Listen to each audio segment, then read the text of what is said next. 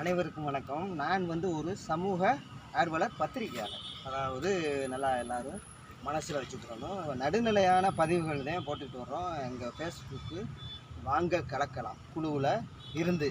இப்போ நடப்பு நிகழ்வுகளை பார்க்கும்போது முன்னாள் மாவட்ட சேர்மன் பொன்மணி பாஸ்கரன் அவங்க அதிமுகவிலிருந்து விலகிறதா ஒரு அறிவிப்பை கொடுத்துருக்குறாங்க. இது ஏன் இந்த திடீர் முடிவு அப்படின்னு சொல்லிட்டு பார்க்கும்போது அதிமுக பலவீனமாக ஆகிக்கிட்டே வருது. நிறையா பேர் விலகிக்கிட்டே வந்துக்கிட்டே இருக்கிறாரு. சரி, இவங்க பொன்மணி பாஸ்கரன் அவங்க என்ன காரணம் சொல்கிறாங்க அப்படின்னு பார்க்கும்போது, அதாவது மாவட்ட செயலாளர் செந்தில்நாதன் மேலே சில அதிருப்திகளை வெளிப்படுத்துகிறாங்க. அதுபோக எடப்பாடியார் அவங்க பொதுச் செயலாளர் அவங்க திருப்பத்தூர் சட்டமன்ற தொகுதியில் சீட்டு தரேன்னு சொன்னாங்க.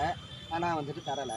அந்த ஒரு அதிருப்தி. சீட்டு கேட்டாங்க. அவங்க உரிமை, எடப்பாடியாரோட உரிமை. அவங்க கொடுக்கல. அது ஒரு பெரிய காரணமாக இருக்க முடியாது. அதுக்கு போக இவங்களுக்கு மாநில அம்மா பேரவை இணை செயலாளராக எடப்பாடியார் கொடுத்துட்டாங்க. ஆமாம். இப்போ இந்த நிலையில் இவர் எடுத்த முடிவு சரிதானா அப்படின்னு சொல்லிட்டு நல்லா அலசி ஆராய வேண்டியிருக்கு. அப்போ இவர் மக்கள் செல்வாக்கு இவங்களுக்கு இருக்கா அப்படின்னு பார்க்கும்போது இருக்குது. அதாவது சிங்கம்நரி பகுதியில், எஸ்புதூர் பகுதியில் இவர் திருப்பத்தூர் சட்டமன்ற தொகுதிக்கு உட்பட்ட பல பகுதிகளில் இவருடைய செல்வாக்கு நல்லா தான் இருக்குது. அப்போ இவர் நின்றுருந்தால் ஜெயிச்சிருப்பார் அப்படிங்கிற ஒரு கருத்துக்களும் எல்லா இடங்கள்லையும் பரவலாக பேசப்பட்டுக்கிட்டு இருக்கு. ஆனால் உண்மை நிலை என்ன அப்படிங்கிறத நல்லா யோசித்து பார்க்கணும். விஜய் அலை கடுமையாக இருந்துச்சு. அதாவது ஆடிக்காத்தில் அம்மையே பிறந்து போயில குலவிக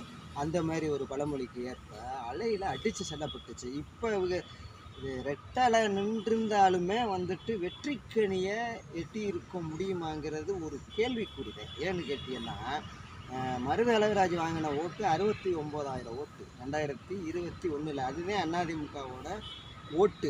அப்போ அந்த ஓட்டை நெருங்கிதான் போயிருப்பாங்க. இவர் பெரிய கருப்பனுக்கு முன்னாள் அமைச்சர் பெரிய கருப்பனுக்கு 1,05,000 85 குறைஞ்சிருச்சு. 20,000 ஓட்டு கம்மியாயிடுச்சு. இவங்க இந்த ரேஞ்சில் தான் வந்திருக்க முடியும். ரெட்டலையுமே ஒரு 70,000 72,000 ஓட்டில் தான் வந்திருக்க முடியும். அவர் சீனிவாச சேதுபதி அவர் அந்த புது வாக்காளர்கள் விஜயோட ஆதரவு வேறு போட்ட ஓட்டில் 85,000 ஓட்டு வந்துருச்சுல. அப்போ அந்த 85,000 ஓட்டு இப்போ ரெட்டலை நின்றுருந்துச்சுன்னா ரெட்டலை ஓட்டு நிறையா அவருக்கு விழுந்திருக்கு. ரெட்டலை ஓட்டு நிறையா விழுந்திருக்கு. அதனால என்னதே அவர் திருமாறன் 30,000 ஓட்டு தான் வாங்கினார் பிஜேபி தாமரை சின்னம்.